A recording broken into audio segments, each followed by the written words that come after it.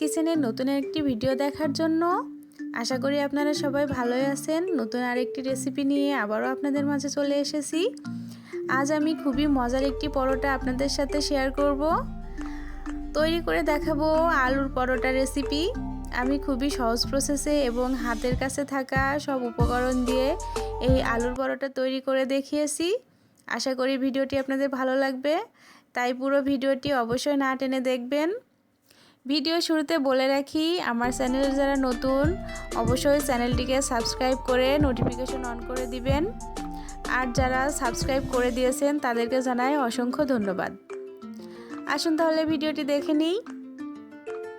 এই মজাদার আলুর পরোটা তৈরি করার জন্য এখানে আমি প্রায় 250 গ্রামের মতো আলু আগে থেকে সিদ্ধ করে ম্যাশ করে নিয়েছি।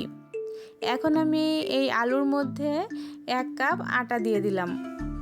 এই আলুর পরোটা তৈরি করতে খুব বেশি মশলা লাগবে না।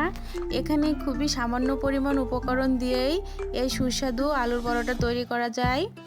এখানে আমি নিয়েছি ধনেপাতা, আর নিয়েছি 1 টেবিল চামচ পেঁয়াজ বেরেস্তা, 1 চা চামচ নিয়েছি কাঁচা পেঁয়াজ কুচি, আর নিয়েছি ভাজা জিরার গুঁড়া নিয়েছি 1 চা চামচ, সামান্য পরিমাণ নিয়েছি কাঁচা মরিচ কুচি, আর স্বাদ মতো লবণ। এখন আমি এই সব উপকরণগুলো আলুর মধ্যে দিয়ে দিব এবং খুব ভালো করে মেখে একটা সফট ডো তৈরি করে নিব। এখানে আমার কোনো জল লাগেনি, তবে আপনাদের হয়তো লাগতেও পারে। আমি একটা সফট ডো তৈরি করে নিয়েছি। এখন আমি পরোটাগুলো বেলে নিব। এজন্য আমি পুরো ডোটাকে 6 ভাগে ভাগ করে নিয়েছি। এই যে দেখুন, আমার একটা পরোটা বেলা হয়ে গেছে। আমি এটা ঠিক এমন করে বেলে নিয়েছি। আমি খুব বেশি পাতলা বা খুব বেশি মোটা করিনি। আমি সমস্ত পরোটাই একইভাবে বেলে নিয়েছি। এখন আমি এই পরোটাগুলো ভেজে নিব। এই আলুর পরোটা ভেজে নেওয়ার জন্য আমি চুলায় একটি তাওয়া বসিয়ে দিয়েছি।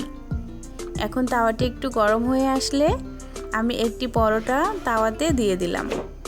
প্রথমে কোনো তেল অ্যাড করা যাবে না। এক পাশ যখন একটু হয়ে আসবে আমি পরোটা উল্টে দিলাম। এখন আমি 1 চা চামচের মতো তেল এই পরোটার চারপাশ দিয়ে ঘুরিয়ে ঘুরিয়ে দিয়ে দিলাম। এখন একটা স্প্যাচুলার সাহায্যে এপাশ ওপাশ করে চেপে চেপে ভেজে নিব। হালকা ব্রাউন হয়ে আসলে আমি চুলা থেকে নামিয়ে নিব। এখন একই প্রসেসে আমি সবগুলো পরোটা ভেজে নিয়েছি। খুব সহজেই কিন্তু এই পরোটা তৈরি করা যায়। এই যে দেখুন কতটা সুন্দর এবং লোভনীয় হয়েছে। হাতের কাছে থাকা সব উপকরণ দিয়েই কিন্তু এই সুস্বাদু আলুর পরোটা তৈরি করে নেওয়া যায়। আপনারা চাইলে এটা রাতের ডিনার বা সকালের নাস্তায় সার্ভ করতে পারেন।